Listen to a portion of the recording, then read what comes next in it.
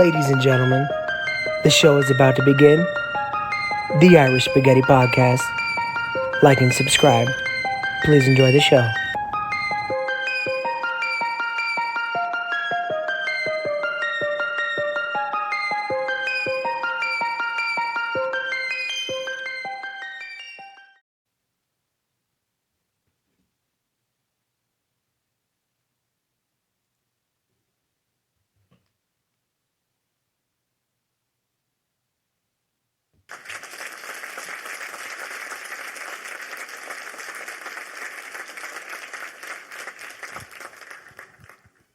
Thank you. Ladies and gentlemen, welcome to the Irish Spaghetti Podcast. Today I will be your host, Nicky Pringles. As you can see, my cohort, Billy G, is not with us today. I have reached out to him multiple times to see when he is available to shoot. I have heard nothing back. The only thing that I know to do now is put his face on the side of a fucking milk carton. Aside from that, the show must go on, so here we are. I don't have any show prep for us today. I'm not doing headlines or news stories. I felt like today was a good time to just speak from the heart. Nice suit, Nick. Why you dressed like this? I'm glad you asked. Well, I recently quit my job. I've been working at this place for a couple of years. You guys know if you watch the show that I'm a server at Guy Fieri's Flavortown at Bally's Paris, which is Horseshoe. It's Caesars Entertainment owns the company. And sometimes in life you are faced with tough situations, and fear keeps us in places that we shouldn't necessarily be. If you are in a place where your heart and soul tells you that it is not good and you shouldn't be there, sometimes the best thing you could do is just walk away.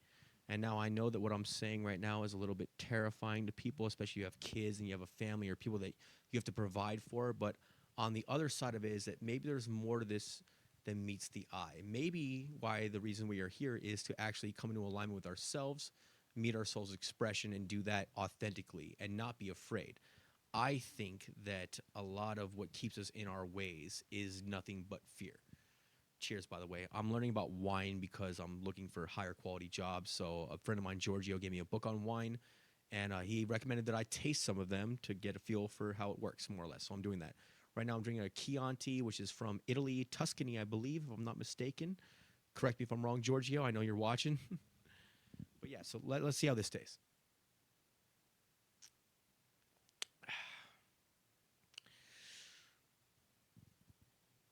It's a little bit light. It's a little bit light. I like stronger wines, Cabernets, Merlots. I like things with a lot of tannins. I like the mouth pucker, if you will, the mouth feel of a drier, full-bodied wine. But now that I have tasted this, I understand it a little bit better, and I can sell it to the people that I work. Well, not I work with the people that are coming to see me in the new place that I will be working at. I just came from an interview today at Lucchini at MGM. So within a week, I have put out about 10 applications. I've gotten multiple interviews, so it's not all bad on the other side. Anyways, all right, so what should we talk about today? So again, no show prep, no headlines. We're not doing that. What I actually wanted to talk about is what it takes to make moves in your life. So there's a lot of people out there that are like gurus and life coaches and all that bullshit. But as we know, that real life is a little bit more challenging than just canned advice, if you will. So what I seek to do over the course of my tenure on this planet is to put myself on the line, basically see if my beliefs are right and what I think is actually going on is correct by using myself as the case study, more or less. So a little bit of backstory is the reason why that I'm doing all of this. I was born and raised in an actual cult, right? So I'm in Las Vegas, Nevada. The place was called the Ministry. I was there from the time that I was 2 years old, and I didn't leave until I was 23. You could look up the guy that actually ran the place. His name was Benny Catello. He got arrested, and I believe he committed suicide in the hospital, but he died before he went to trial, blah, blah, blah. You could look up the story. Crazy shit. So with that life experience behind me, we're going to get into some spirituality.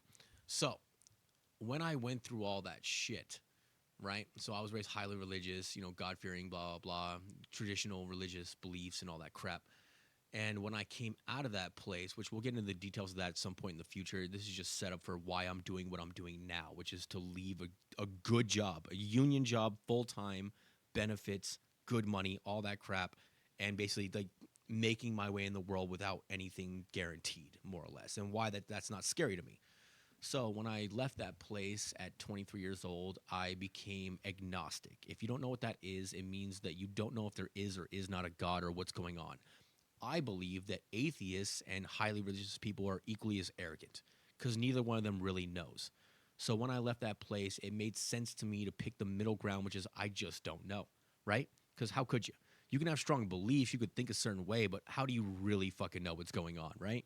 So I didn't choose atheism for that reason, and I had rules set in place because I understood that throughout the time that I was in this place, that I was traumatized by the experiences that I had, and therefore, hello, welcome back, my roommates, and therefore could not be trusted to make the right choice as to what is true and what is false, right? So what I did was I went middle road, again, agnostic, right? And I set up rules as to whether or not I would ever receive like religion or God or spirituality back into my life based on I would never accept that it was true and that these things were actually valid if I was in a down place. Most people, when they find religion or they find God, they find it when they're at their absolute worst or they're desperate or they have nowhere else to look, right? So they grab onto these things basically to save themselves from the turbulence of just unknowing, if you will, which I thought was bullshit. So the only way that I would ever accept that there was any higher purpose or higher like states of being, if you will, or infinite reality, God, blah blah blah, is that I had to be in a place where I was not desperate and looking for that. So that set me on my path from many years of being in that place to the future. Therefore, I was an angry person when I left there because I realized that I was lied to and basically like mishandled, if you will, taught bad things. It fucked my life up in a lot of ways. I went through a lot of turbulence because of that. And I basically kind of set out and I developed thought processes and theories that were based in agnosticism. I didn't think that anything really had value. I thought it was all pointless and worthless. I became angry and bitter because, why go through that much pain? What's the point of all this? How could God allow so much suffering? All the questions that atheists have. Yada, yada, yada. Smash cut to the future. So I began reading a lot of books on philosophy and, just different like ways of thinking, ways of being. Friedrich Nietzsche, Arthur Schopenhauer, Aldous Huxley. Some of my favorite heroes are them. John McAfee was a big influence on me. A lot of very, very, very intelligent people that had psychedelic experiences that transcended my own experiences talked about these things in a way that I was curious because there's only so far that intellect takes you. You could read every book in the world and still not really understand what's going on in reality unless you experience it for yourself. So the last store that I had not looked behind to see whether or not things were more than what they seemed were psychedelic drugs or like a near-death experience, which I'm not going to facilitate because I'm not trying to die. So years go by and I develop a system of logic and reason, and I was very science-based type guy. Again, all logic, all reason. Like just if I could see it, touch it, quantify it, understand it, and that was real. Anything else outside that was not, in my opinion. And I kind of walked through life that way. It yielded remarkable results in a lot of ways. When you're highly depressed, you become extremely, what's the word I'm looking for? Like you're piercingly aware of the realities of existence in a lot of ways, as far as like you don't sugarcoat things with emotions. You kind of see things for what they are. And most of the things that you see when you're in that state are bleak. And they are bleak because this world is bleak, because how we are is bleak, right? So I'm gonna kind of like go all over the place, but this is gonna wind back to a place that makes sense. All this is gonna explain why I just quit my job with nothing behind it, and I am now trusting God and the universe, if you will, to take care of me. And it's not based in nothing. And I'm not saying that you should believe me. I'm just telling you what happened to me and why I'm doing this. And you're gonna watch as I'm living it, what's going to happen next. So I have no idea. I think I'm right based on experiences I've had. I'm going to test it out by putting myself on the line. I want nothing from you guys. So, all right. So, how do I preface this? Let's say about 2 years ago. About 2 years ago, I got interested in magic mushrooms and DMT and all that stuff, ayahuasca, because it was like the last frontier of things that I had not looked behind the curtain to see if there was more of reality that I could understand, right? So I read massive amounts of philosophy books. I have a lot of life experience. I've done a million jobs. I was a smart guy growing up. I'm very well read. I have a lot of experiences. Even as a 38-year-old, I have a massive amount of experience. I've been in a lot of places. And at one point in time, I got the offer to do mushrooms. My sister had gotten a chocolate bar. I went to New York to go see her for Christmas, and she gave me a couple of pieces of it, and I was interested in it because of what I said. Aldous Huxley, John McAfee, even Joe Rogan was an influence in that way, if you will. And a lot of my intellectual heroes had psychedelic experiences, and they talk about it in such a profound way that it was almost impossible for me to ignore that was something that I need to look into before I can really assess what was really going on, right? So I get the magic mushrooms from my sister, chocolate bar, take a couple of pieces, microdose. Something happens, but nothing profound, right? So I'm kind of like, I know something's here, but I'm not exactly sure what it is. The sensation that I had when I did them was I had a heightened sense of creativity, colors, and vibrancy was amplified, right? And I had this weird sense that everything was going to be okay. Don't know why, right? So smash cut to about 6 months later, I come back to Las Vegas. I'm looking for jobs. I was in the gaming industry. I was a dealer and a pit boss. I worked at South Point, Golden Nugget, Cromwell, a bunch of places, right? Last job I had was Cromwell. I was a dual rate, which is a pit boss and a dealer at the same time. And I was working there. The entire time I worked in that industry, it did not resonate with my nature. Basically, I was fighting against who I really am to work in that capacity because you're told that, go for the money. A good job's hard to find. You can't have everything you want. You know what I mean? Some you have to suffer. Life's a bitch. Take what you can get. Blah blah blah. And you just don't be a bitch. Just push through it and do what you have to do and all that crap. More or less, it is bullshit. By the way, and we'll get to that at some point in time. But so so I get out of the gaming industry via COVID. We shut down, right? So we shut down. I'm not in the gaming industry anymore. And then the jobs reopened back up, and I decided never to go back. So I went into a sales job, which I loved, by the way. I was very good at it. I enjoyed it. It was a great time. Met a lot of great people. Some of my closest friends still came from that place. I'm at this sales job, and I am working there, and I reconnected with an old friend of mine who lives with me now, Edgar. He's actually in the next room. He's the one that walked in when I said hello. Great guy, fucking phenomenal. And he has had experiences with this in the past before. And he talked to me a little bit and basically assessed where my mind was at and what I was going through, and basically told me that I was ready to have the full experience. And at that point, I was so curious and I just wanted to have it anyways that I was like, all right, let's go. 2 feet, all in. So a friend of mine, her boyfriend had access to mushrooms. This is going to make sense, I promise. It all ties back to why I quit my job and why I'm doing what I'm doing now. Not bad. Not the best, but not bad. Chianti's, maybe not for me. I like Cabernets and Merlots. At any rate, full body. At any rate, her boyfriend gets this bag of mushrooms, right? And we had this apartment on like Tropicana and Green Valley Parkway. If you ever come out to Vegas, you can find it. And I'm sitting in my apartment, and I had taken a microdose like 2 days before, but like more of a heavy microdose, so like not like a full, what Terrence McKenna, one of my other heroes, calls the heroic dose. Not quite that, but I took enough to where something happened to where I kind of like grazed the parameter or the perimeter. That's a better word. The perimeter of reality, if you will. And I felt that there was like something you could push through, but I didn't know. And I'm in my apartment one day, and there's this massive like brick of mushrooms that are left. And I was just so tired of just like walking through this world, not knowing what's going on, being confused, reading all these books, having all these ideas and these theories, but no experience. And I just wanted to know for myself what the fuck it was. And again, like all these famous intellectual people that I grew up looking up to, that I believe have heightened states, they all talk about this. Aldous Huxley talks about mescaline and psilocybin and talks about it as though it's like an apparatus, like when you're in your physical mind, here's an apparatus that like kind of closes, right? And so only a small amount of consciousness gets through. And when you take these drugs, the apparatus opens, and so more of reality pours in, and you're able to experience more of what actually exists. And that was always fascinating to me. And I've heard a lot of accounts of it. I'm sure you have as well. Like, this is not like news anymore, right? So I'm in my apartment. There's this massive bag of mushrooms, and I'm sitting on the couch, and I'm looking at this bag, and something inside of me was like, just fucking take them and see what happens. No matter what happens, live, die, whatever the fuck it is, go crazy, be enlightened. Who cares? Like enough's enough. We've been around this world enough to know that this isn't valuable to me. Like I've never cared to have like a family or like just a white picket fence or just a good job or like be well to do. I don't give a shit about any of this stuff.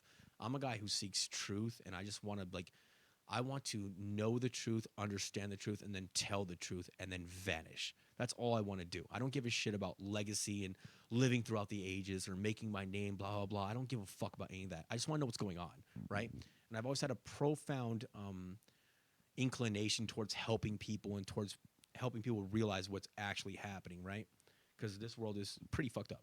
So I take the mushrooms, the whole thing, the whole bag. So what Terrence McKenna again calls a heroic dose, which is like 5 dry grams. I'm pretty sure it was close to that at the very least.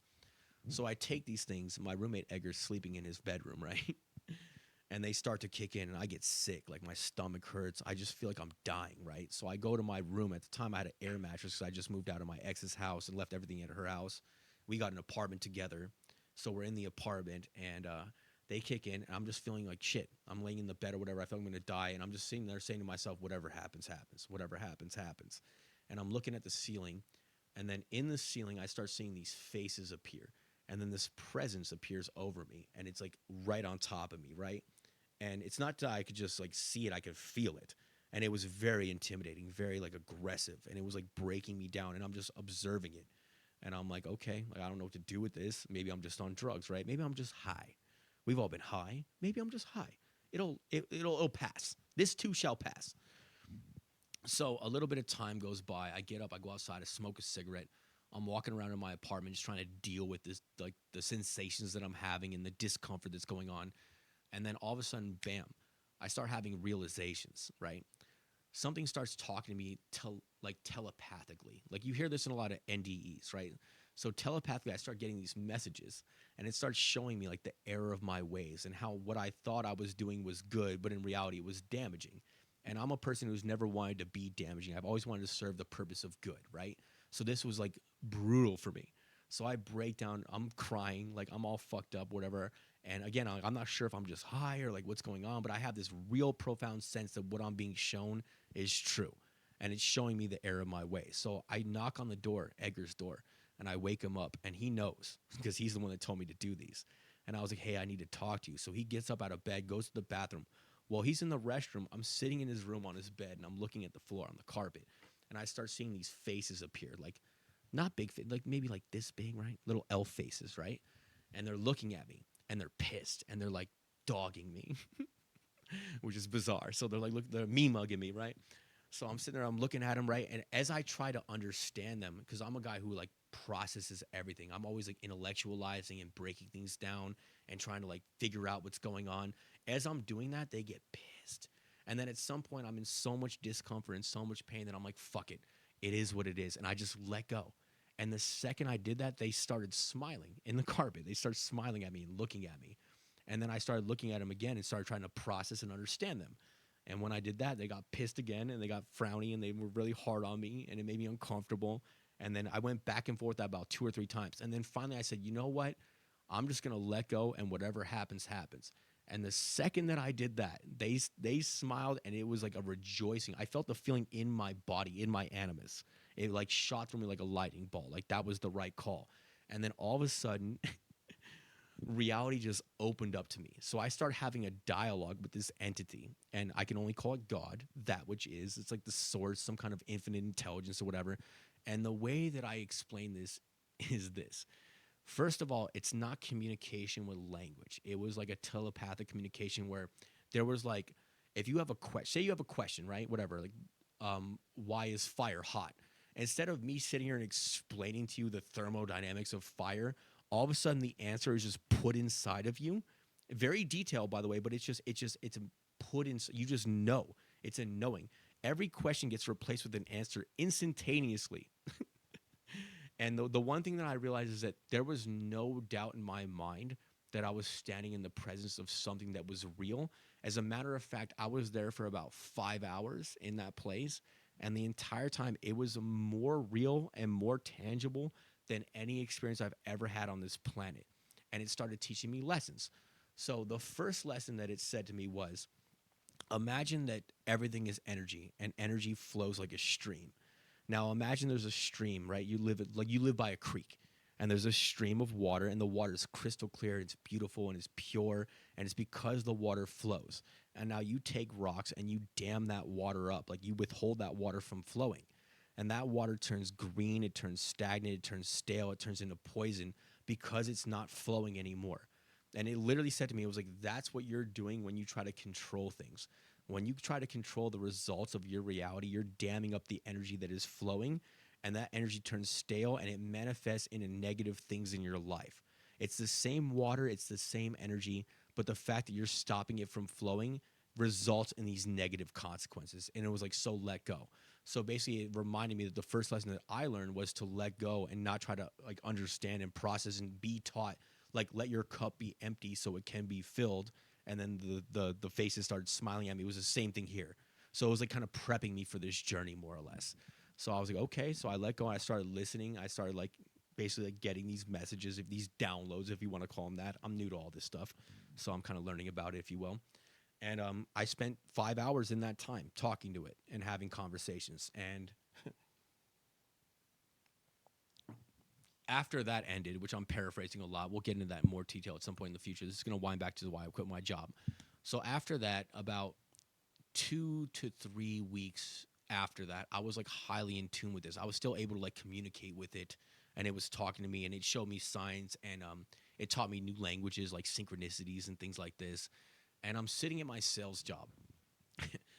Okay, actually, I'm gonna go back one step.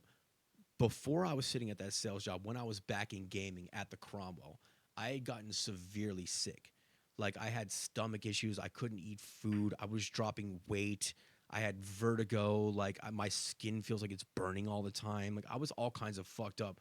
And I knew in my heart of hearts that I was in an environment that is diametrically opposed to my nature, because it's an inherently negative environment. You're taking people's money. It's a vice. It's like being a drug dealer legally, more or less. It's fucked up. And all the people that worked in that environment were fucked up too. And it bothered me to see people suffer this way. It actually really bothered me. And even though the paycheck was good, it fucked with me. And it fucked me to a point to where it messed with my health. And I went from doctor to doctor trying to get diagnosed. No one could figure out what was wrong with me. They kept giving me anxiety pills, which none of that shit works, man. It's all nonsense. And I finally found a holistic doctor who was half Western, half Eastern medicine. The guy's a stud, by the way. His name is Dr. Olson. You can look him up. Dr. Olson he has his own practice, brilliant guy, one of the smartest people I've ever talked to. And he explained to me, he was like, you seem like you're someone who's open-minded. I'm going to tell you some things I don't tell my normal clients. And he said that you're in a way that is against what you believe in and what you want to do. And so you're in a fight or flight mode. And when you're in fight or flight, your body stops absorbing nutrients. And no matter how much you eat, you don't get nourished. And malnutrition results in all kinds of physical ailments. So he told me flat out, he's like, unless you quit that job, you won't get better. Now, at this point, I just met this guy. And I'm like, I wasn't enlightened. I didn't have the mushrooms experience yet. And I'm like, I'm listening, but I don't understand, right? But it was still in the back of my head, noodling around. So the mushroom trip happens. We're back to where I was talking about before. Things talking to me. I'm having all kinds of conversations with it. How do I know it's real? How do you know it's real? This is how you know it's real. I'm not trying to convince you that what I'm saying is the truth. What I am saying is that if you stand in the presence of this, which every one of us has the birthright to have this experience because it's part of what we are, like to connect back to what is really happening, we're more infinite than you realize, right? If you stand in front of it, there is not a shadow of doubt in your mind, to your cells, in your bones, that what is happening is real. And I can't convince you of that, but I'm telling you my experience. I'm just here to tell you my experience. So the reason why I'm telling you this is to tell you the next part. So again, communications are happening, right? So I'm at the sales job. I'm sitting there, and they're asking me to do unethical things, like deals that I don't feel comfortable making, and pushing people to buy things that I'm not necessarily sure are good for them, right? So I'm sitting there, and it starts talking to me, and it says to me, it was like, get up and walk out of your job right now in the middle of the fucking day, which is the most irresponsible thing that you could possibly do. It's my source of income. I have nothing else on the back burner, right? I'm making good money. I'm doing well at it. I liked it at the same time, even though I didn't like the immoral aspects, but I did like selling and like talking and things like that. I was good at it. And so I resisted. So there was a woman on our team. Her name is Marley Grant, and she's an older woman in her 60s, and she's a very, very spiritual and enlightened person. Very intelligent, extremely smart. So I go to her because we had like deep conversations throughout the time that I was there for the few months. And I took her aside. I took her outside the office, and I was like, Marley, this is what's happening to me. This is what I'm getting. I don't know what to do. And she looked at me, and she was like, if it's in your heart, you should follow it. So I was like, all right, you know what? I'm just going to do it and see what happens. Like, who gives a fuck, right? I'll make it anyways. It'll be fine. But I'm curious about this. So I had what's called a case review set up for that afternoon. And a case review is like you set an appointment to sell the product. At that point, I was selling clients to attorneys. It was big money. And you have appointments to do the case review. So I was supposed to call in like 10 minutes. So I'm sitting at my desk, and every fiber of my being is like, fuck this, like just listen to the thing, right? Listen to the call. So I'm like, all right, you know what? I'm just going to do this. So I walk up to my boss, the director, right? And I'm like, Josh, I was like, hey, I have something personal to take care of. I have to leave. I'll be back tomorrow. And I didn't explain myself. And he just goes, okay. I got up, logged out of my computer in the middle of the fucking day, which is not what I do. Like, I'm a worker. Like, I was taught, like, you work, that's what you do. You go to work, like, that's what a man is, no matter what it is. If you're miserable, you have to fucking figure it out, all that bullshit, right? It's bullshit. So I get up and I walk out of the office, and I'm a pool player. So I've been shooting pool since I was, like, 16, 15 years old. It's always been like a point of like meditation for me, if you will, because when you play pool, it's like archery. You have to quiet your mind. You have to use like conscious mind and subconscious mind at the same time and focus and let go and all that stuff. So, very great place for me to be. So I walk out of the office, and right about a mile up the road, there's a pool hall that I grew up going to called Mickey's Q's and Brews. It's now shut down. Rest in peace. Love that place. Broke my heart when it shut down. Um, I walk out, and it goes, go to Mickey's and shoot pool. So again, like, I'm listening to this like telepathic communication, and I'm not sure what the fuck's going on, right? So I go and I walk in the building. So there's 7-foot tables, 8-foot tables, 9-foot tables. At the time, I was playing in leagues, and I was playing in like APA and BCA leagues, which are more 7-foot tables, like smaller tables, if you will. So it goes, take the 9-foot table. So I'm like, all right, I'm just going to listen. I'm just going to see. I don't know what's going on. At this point in time, I'm like at a transcendental point in my life. I have no fucking clue, right? I just know that this thing talked to me before, and it seemed very real. So I'm just going to listen to it and find out what happens. So I take the table. It's a 9-foot table. About 2 weeks before I'd come there, I had a pool cue that had gotten stolen from a bar. And people that shoot pool will understand this.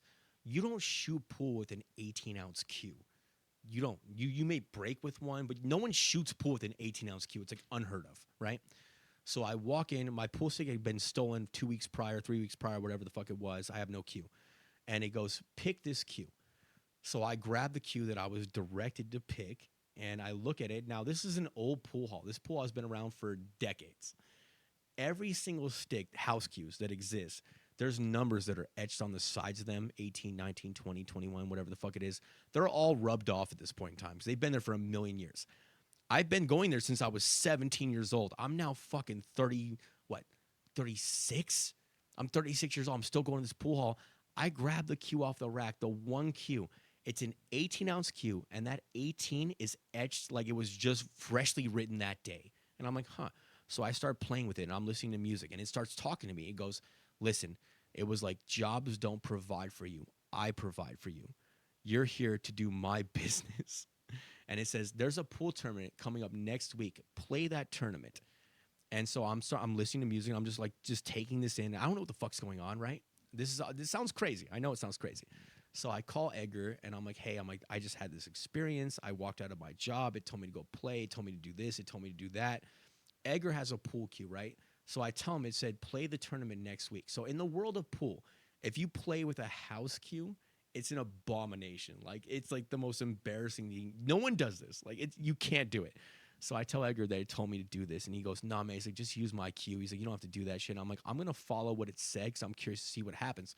I said, for all I know, I'm going to be playing this tournament, and someone's going to turn around and look at me and say, you're too good of a player to not have a cue. You should have this cue.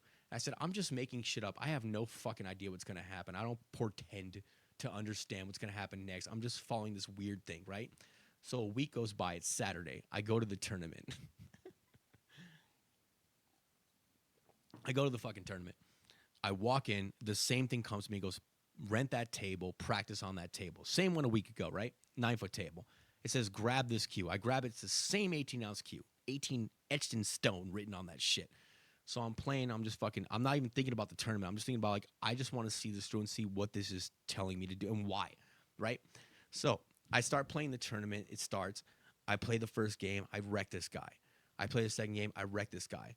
I play the third game. I fucking wreck this guy. The guy looks at me and he goes, is that a house cue? And I'm like, yeah, my pool cue got stolen about 3 weeks ago, 2 3 weeks ago, and I'm like, and I haven't had a chance to replace it, so I'm playing with the house cue. And he goes, that's crazy. I play another guy, kill this fucking guy. Play the next person, I'm winning. He goes, is that a house cue? And I'm like, yeah, my cue got stolen about 3 weeks ago. I don't have a replacement yet, so I'm playing with this. I play another guy after that. Same thing. Is that a house cue? Blah, blah, blah. Yes, got stolen, this, that, and that. So I'm the second table from the last table in this tournament at this point in time. And I'm playing this older gentleman, great guy, right? Ron. I don't want to say his last name, but his name is Ron. And he had a pool stick, this Q-Tech Q that I was actually looking at buying for myself. And so I'm playing the game, and I'm not thinking about shit. The way that I was like taught about this during the mushroom trip was like, don't analyze it, just listen and just see what happens. So I'm not analyzing, I'm just playing whatever. I beat him, right? So now I'm going to the final table to win the fucking tournament. And he looks at me and he goes, is that a house cue? And I'm like, yes, my pool cue got stolen 3 weeks ago, blah, blah, blah. This is what happened, right? So he's taking his cue apart because they're two pieces, right? He puts it back in his case. I'm getting ready to go back to like the waiting area, if you will, and practice on my table. He turns around holding this cue in his hand. And he looks at me and he goes, here, I want you to take this. You're too good of a pool player to not have a stick. I hope you don't mind. It's an 18-ounce cue. And he hands me the fucking cue. Word for word, exactly what I said to my fucking roommate Edgar the week before, surmising what might happen, came out of this guy's mouth, hands me the cue. It's an 18-ounce cue. It's very rare and unusual for this to happen and for it to be an 18-ounce cue. I still have it to this guy. I call it Universe Cue. So this, in my mind, kind of validated all the experiences that I had had. So from that point forward, I just listened to this thing, right? So about a week goes by. I'm at work again. It tells me to quit my job. This is wild. I have nothing lined up. I have no money lined up. I have an apartment. I have responsibilities. You know what I mean? Like you can't just do that. Conventional wisdom will tell you that you have to line a job up and you got to be responsible. You got to make a plan. You got to know what you're doing, all this crap, right? So I'm like, oh my God. So like it tells me to do that. And at this point, I had so many things happen to me. Not just that. That was the most profound one. But so many things had happened to validate that this was real that I couldn't ignore it anymore. So I'm talking to my brother, or not my brother. I was talking to my mom, and I was talking to my roommate, and I was talking to my friend about this, Marley, same one, Marley Grant. And I was like, hey, this is what it's telling me to do. I was like, I don't know what to do. I think I just need to see it through. So I come into work one day, and again, I had a case review to sell a product. I couldn't pick up the phone. Every fiber of my being was just saying, like, fuck it, like, just see what this is. So I left. I quit right on the spot with nothing. I just fucking walked out. I walk out, and as soon as I walk out the door, I feel this sense of, like, rejoicing, like, you did the right thing, right? So I go home, and I tell Edgar what happened, and he goes, good, man, good for you. Follow your heart, right? So I started learning about following my heart. Edgar's a sage-like person, by the way. You'll meet him at some point in time if he comes on. Great influence. So I quit my job and I start getting these offers to come to different jobs because I have a lot of connections. I've been here for a long time. I have a lot of trades. I've been a drywall guy. I've worked in gaming. I've been in restaurants, like blah, blah, you name it. I've done it. I could do anything, right? In this town. So I start getting these offers and everything in me is like, don't take this one. Don't. The right one will come around. So Edgar goes, hey, I work at Burger Brasserie at Paris Bally's. He's like, and we're looking for help. He's like, do you want to just come and apply for that? And something told me, go do that, right? So I did. So I'm like, all right, fuck it. At this point, in for a penny, in for a pound. Let's just both feed in. I come to this fucking restaurant. It's a fucking mess. I meet Billy, my co-host. And we've told the story about how the show started. We were in the back, and the old black lady was like, you guys should start a show. You guys are very entertaining. But the thing that I didn't tell was that lightning bolt hit me the same way that the pool cue and all the other things that had happened to me had hit me, which was like, just listen to this, just follow it and see what happens. So I'm like, fuck it, let's just do it, right? So I buy the equipment, we start the show, this and that.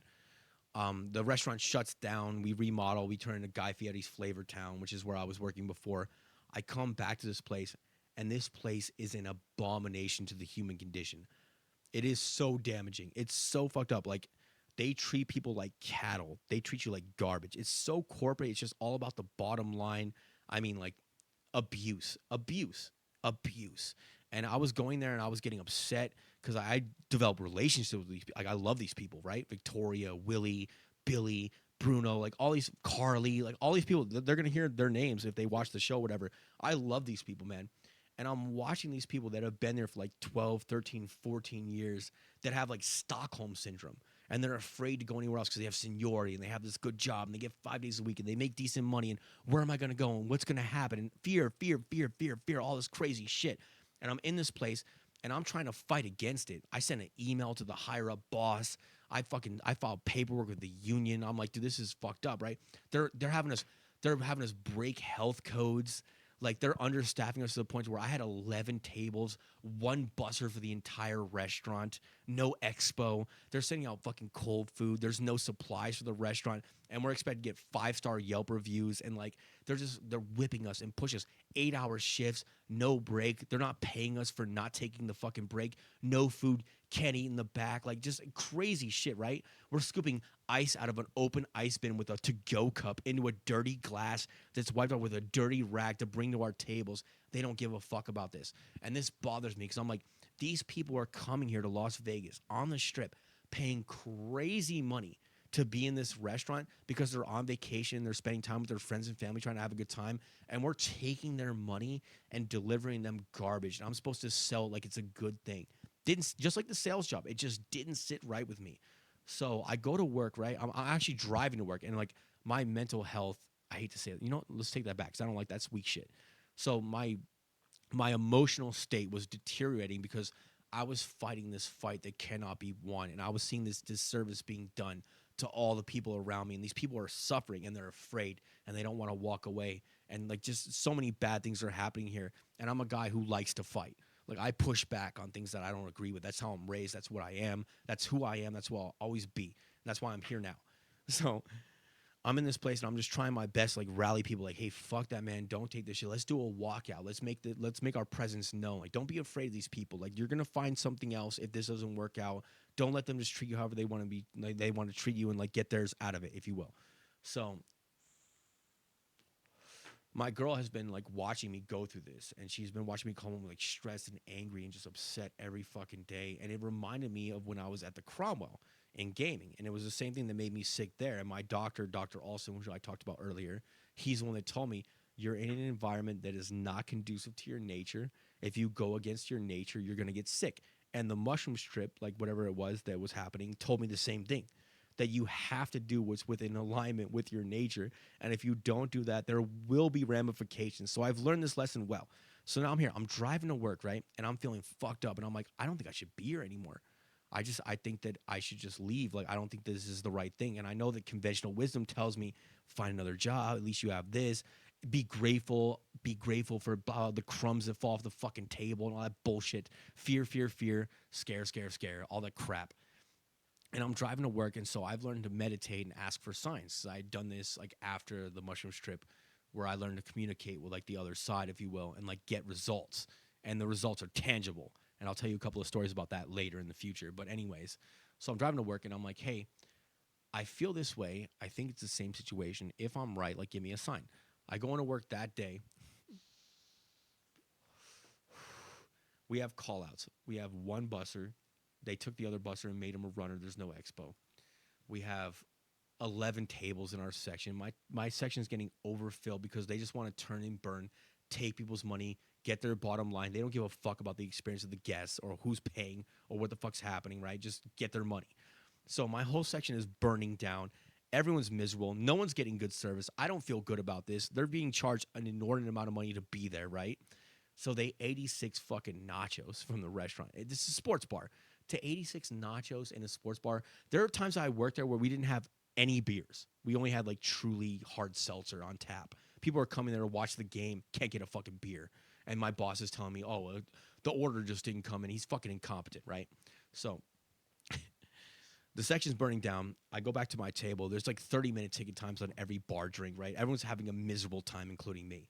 I'm picking up $5 fucking tips because everyone's not getting what they wanted. Like when the food comes to the table, it's raw. It's not cooked well. The cooks are arguing with each other. It's a fucking shit show, right? I had come from fine dining before that, so I was taught standards, and I like standards. I like doing a good job. I like giving a shit, and I like delivering a good product. That's what I like to do. I'm a great salesman, but I want to believe in what I'm selling. I don't want to sell anything. I can, but I don't believe in that shit, right? It's not how I work. So I'm in the restaurant. I'm watching this thing burn down. I just came in meditating about it. I've been going through a hard time about it for weeks, months, right? So I'm like, you know what? I'm leaving. So in Vegas, if you work in a union job, you have points. And you could take a half point and leave after 2 hours in your shift, and they can't say shit. You could take a full point and call out 2 hours before your shift. A point and a half gives you 3 days, et cetera, et cetera. So I'm like, half point, I'm fucking leaving. My manager, Charlie, which, by the way, my managers, have they been dragged through the mud? Janice, Charlie, Derek at the time. He's not there anymore because he was like, fuck this place. Rightfully, smart guy. But these people have been like worked like 14 to 16 hours a day, one manager for the entire restaurant, and they're being faulted for not being able to do everything. It's inhuman. It's absurd. So I'm in this fucking restaurant, and my section's going to shit, and this is all that's happening, right? And I'm like taking these people's money, and I'm like, you know what? I'm not good with this. I'm leaving. So I half point out. I force myself out, give my section to another server. I leave. The next morning, I'm getting ready for work. I'm brushing my teeth. I'm doing my hair. I took a shower. I'm sitting outside. I'm smoking a cigarette because I'm a degenerate. And every fiber of my being was like, do not walk back into that place ever again. And it reminded me of the Cromwell. It reminded me of Legal Match, which was the sales job that I had. It reminded me of the experiences I had on mushrooms. And I remembered my lessons. I remembered my teachings. And so I did not go. I left. I never went back. And people will say that that's irresponsible and that's not the right thing to do. But if your humanity is being threatened and taxed and your mental and emotional state is deteriorating and you're feeling physical results of that, that's telling you something. You should listen to that. And if you're a God-fearing person, which you can learn to be if you have the experience, then you realize that he's on your side and it's bigger than that. Like, these people do not have power over us. It's all nonsense. It's bullshit. And I'm going to test this theory once more. So I walked out of there with no job, with nothing lined up, and I started putting in applications. I went on vacation. I went and saw my brother and my family. It was good, well-needed time. Happy to see them, right? And now I'm back, and we're going to see what happens next. So that's where we're at now. I'm not telling you to follow my footsteps and do what I do. I'm telling you what my life experiences brought me to the place of what I believe, and I'm going to test it out. Because I'm tired of all this bullshit where everyone has answers, but no one puts themselves on the line. I don't want you to do it. I'm going to do it myself. You could watch, right? You could watch and see what happens to me. Maybe I'll end up better. Maybe I'll end up worse. Maybe I'm crazy. Maybe I'm not. We're going to find the fuck out. So that's episode 55 of the Irish Spaghetti Podcast. That's what I came here to talk about. That's what I'm doing. That's what's going to happen going forward. I'm sorry that Billy's not here, but the show must go on. I'm going to keep putting out content.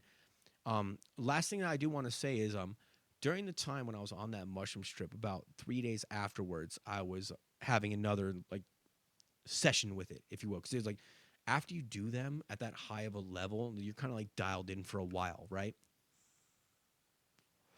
And so I'm sitting on the balcony of my old apartment, and I was like drinking whiskey because that's what I do, and smoking cigarettes. And it started talking to me, and it started dictating to me something to write down.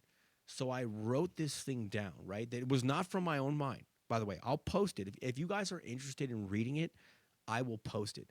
It told me what to write, and I wrote it down. And it is the most profound thing I've ever read and ever seen before. And it perfectly encapsulated everything I experienced that day in the kitchen in that 5 hours. So if any of this is even remotely interesting, if you don't think I'm some babbling lunatic and you want to hear more about this, go ahead and leave a comment, put a like on there, whatever the fuck it is, right? And I will post that for you. You could read it for yourself. It did not come from me, though. I wrote it, but it did not come from me. I will post that for you if you want to read it. Also, my goal throughout my tenure on this planet and why I do this in general is because I think that there's so much dishonesty in the world, and I think there's so much like corruption and just fucked upness, if you will, that I think that somebody has to live honestly and truthfully. I'm not a guru.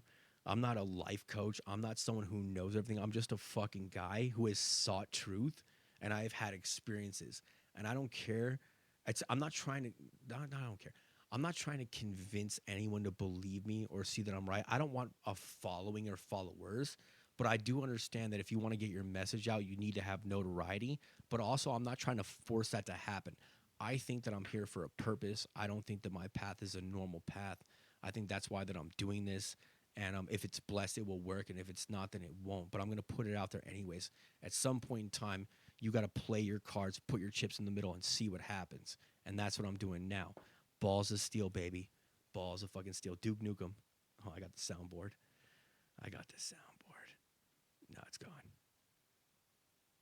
Anyways, I'm going to keep doing this in general. I hope Billy comes back, the prodigal son. And in the meantime, you guys take care and God bless. If you ever want to talk about any of this stuff, feel free to reach out. Again, I'm going to establish a phone line, and we're going to keep moving forward with the show no matter what happens. If it's just me, it's just me. I'm going to have guests on. I have this set up. Everything's going well. I'm worried about my friend. You know, he hasn't gotten back to me, but I'm sure that if something was really wrong, his sister would have reached out or I would have heard from there. But in the meantime, God bless. Take care. Always remember, have your conversations, not the TV's conversations, not the media. Think for yourself. Listen to your heart. Follow your gut. Listen to God. Take care. God bless. Peace.